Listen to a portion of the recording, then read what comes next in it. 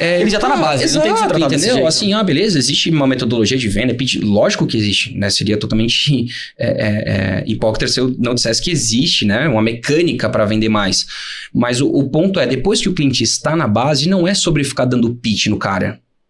É sobre tu provar valor pro cara, sobre tu ter entrega pro cara. Então, cara, uma das maiores dores, né, dos clientes em linhas gerais é planejamento tributário. Cara, planejamento tributário é uma oportunidade gigante, tá? Por 2 aspectos. O primeiro, que existe oportunidade de redução tributária, efetivamente de ganho. E segundo, porque o cliente sempre tá na dúvida se ele tá pagando o imposto certo. Eu fui num evento agora, né? E aí teve um dono de contabilidade que teve uma palestra e que ele falou... Eu até imagino quem seja. Então, ele falou assim, toda empresa tem que ser do lucro real. Né? Cara, daí assim, tinha 2.000 pessoas no evento. Quantas pessoas passaram a mão no telefone, ligaram pro contador no outro dia e falaram, eu tenho que ser do lucro real. Débito e crédito. Cara, tu tem uma empresa do Simples, fatura 30 mil, velho. Entendeu? Daí eu quero que você comente aqui se você sabe quem que é. Entende? E aí o cara, não tô querendo... eu sei, cara. Super merecedor, tu sabe quem é, lógico, sei, né? Mas assim, mas o ponto é que ele criou uma narrativa mercadológica, marqueteira, que não é bem assim. Sim, eu entendo isso. E eu concordo a respeito, cara, e é da hora pra caramba o que é isso do cara. Só que eu concordo com o que você tá falando, cara. Não vai se aplicar pra todo mundo. E a partir do momento que é uma narrativa meio, entre aspas, populista, como se fosse, cara, valesse pra todo mundo, não vale, né? Não é bem assim. Daí teve outro cara, que era outra palestra depois, que era um cara de marketing daí, falando sobre lançamentos que eles fazem, e que daí ele fala assim, eu como marqueteiro, eu tenho que dominar os indicadores, né, de lucratividade, ter tipo um DRE por vertical, por BU, e todo lançamento que eu faço, especialmente quando eu tô em fase de lançamento, eu tenho um DRE diário. Todo dia eu tenho que saber quanto vendeu, quanto custou e quanto sobrou. E aí... eu escutei o cara do meu lado falando assim, cara, a gente tem que pedir o DRE diário pro contador. Olha só a loucura, cara. Entendeu? O cara não sabe o que é um DRE, o cara não sabe o que é um DFC. E então, assim, o que eu quero dizer é que está se utilizando algumas narrativas no mercado de contabilidade que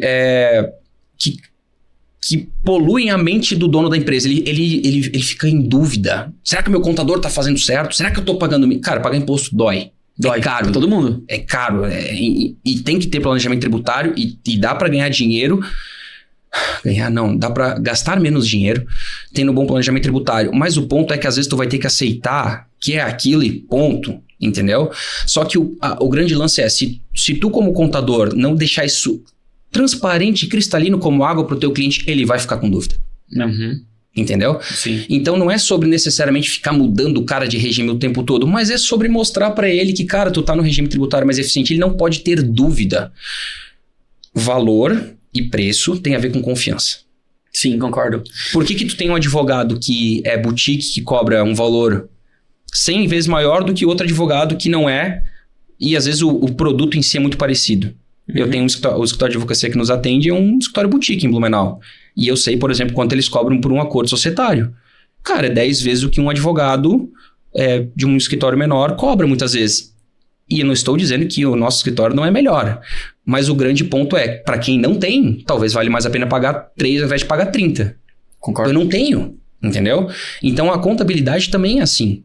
Então, tem momentos que tu tem que adequar a tua precificação com a realidade de mercado, com a realidade do teu cliente, mas na jornada dele, tu tem que entender o que tu pode agregar para ele, para daí tu conseguir extrair mais valor no longo prazo. Eu tô com você 100%, cara. Deixa eu compartilhar com você um ponto de vista que eu tenho sobre esse assunto ainda, porque pra mim, acho do caralho esse papo aqui.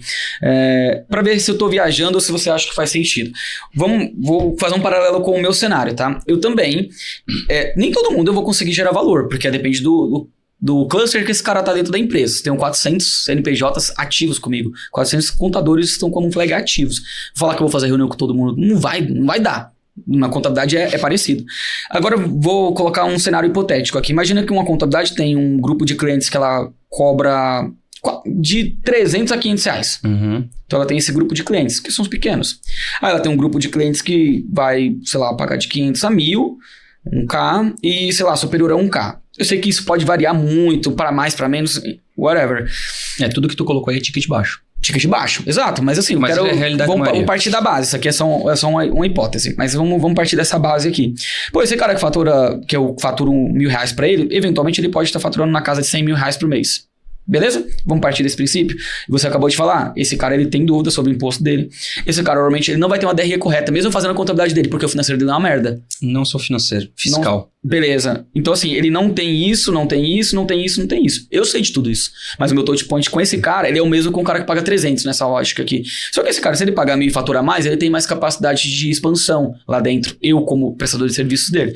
E eu sei que ele tá com um monte de merda aqui, que eu posso ajudar. E aí é onde vê os produtos.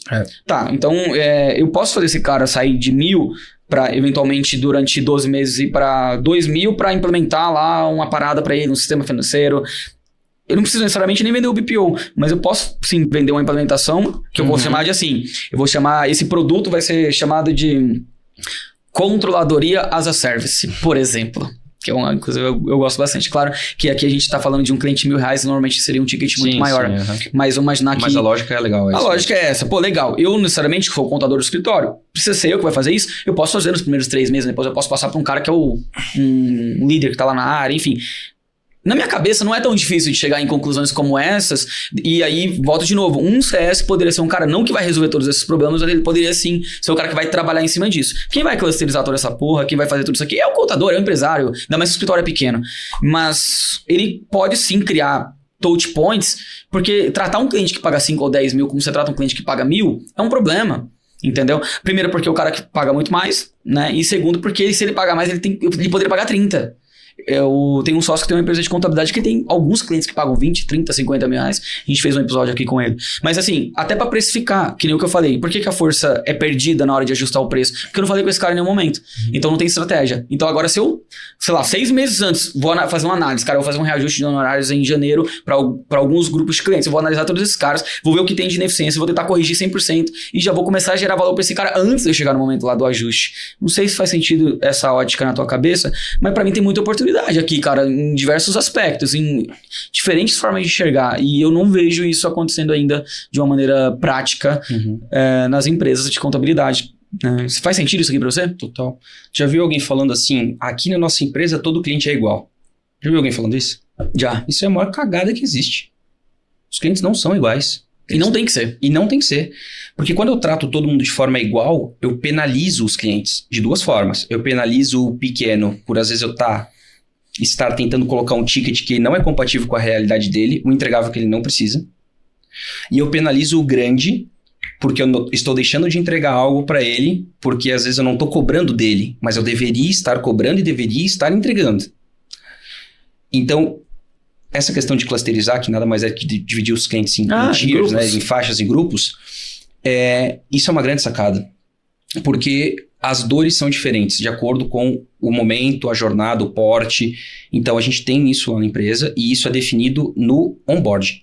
Qual que é o tier do cliente e qual que é o SLA dele por entregável.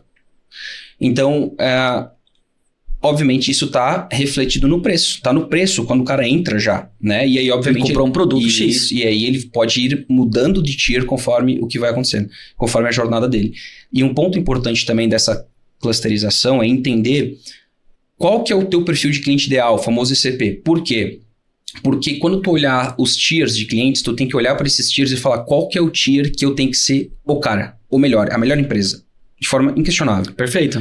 Isso é um bom ponto, hein, cara? Exemplo, eu não sou muitas vezes o melhor para uma empresa que fatura 15 mil por mês, 20 mil por mês. O cara tá saindo do mês, sei lá. Não sou. Por quê? Porque meu preço é a partir de 1.200 com BPO. E se eu posso vender isso para ele? Posso. Tá certo? Não sei, acho que não. Ele devia contratar uma contabilidade online mesmo. Entendeu? Ou seja, eu não vou enfiar a goela abaixo um produto no cara, eu não vou ser o melhor para ele. Ele vai questionar o preço, eu vou penalizar o negócio dele. Eu vou consumir muita parte do faturamento dele. Ao mesmo tempo, uma empresa que fatura mais que 5 milhões por mês, para nós hoje, é ideal? Não. Vai ter uma contabilidade melhor que a nossa, vai ter um BPO melhor que a nossa, vai ter um time interno, vai ter um software. Ontem eu fiz uma reunião com uma empresa daqui de São Paulo, que a gente visitou alguns prospects, que os caras usam SAP Business One Cara, que loucura. Gastaram 1 milhão pra implementar, não tá rodando. Aquelas assim, coisas, né, que acontecem só na Faria Lima, né? E aí a gente mostrou... Porque é comum, cara. Os caras, muitos caras compram TOTOS, não implantam. Empresa startup, enfim, dinheiro infinito, aquela história toda. Daí a gente mostrou o nosso software e a controle, ela falou, nossa, cara, será que não dá pra sair do... Eu falei, cara, não sai do SAP, entendeu? Porque o que acontece? Não é sobre o financeiro. Compras, controladoria, contabilidade integrada. Eu vou poder dizer que o meu software é melhor, eu tenho que ser correto, né? Lógico, né? Então, assim, ou seja, empresas que têm um faturamento acima de 5 milhões por mês não são o ideal para nós. Existem exceções. Então, às vezes eu estou falando com uma empresa que é um SaaS, uma empresa de tecnologia, que foi lá, desenvolveu o software, plugou no meio de pagamento e tem uma planilha para controlar o fluxo de caixa. Cara, pode botar o meu que vai ser muito melhor. Vou integrar direto teu ERP, o teu negócio com o meu ERP para fazer o billing e vou fazer a cobrança dos clientes por aqui, vou ter fiscal financeiro organizado e depois dispara para contabilidade reconciliar. Vai ficar bom pra caramba. Agora, se eu pegar uma empresa que tem controles operacionais, compras, ferrou, não é o meu software que vai ser o melhor para ele. Então, mas voltando para o assunto dos tiers, eu preciso ter clareza nesses tiers, ainda que eu tenha, por exemplo, eu vendi para o cliente não ICP, porque isso é normal, né? É isso aí. Acontece. Ou seja, não é ICP, não é o Ideal Customer Profile, não é o perfil de cliente ideal, mas eu tenho que entender qual que é o SLA para os caras que são não ICP por tier e qual que é o SLA para o ICP. E quando eu olhar para o meu ICP, eu falo, cara, aqui não tem... Não aceito ser ruim nesse cara. Aqui não tem vez para o concorrente, aqui eu sou melhor. Eu penso...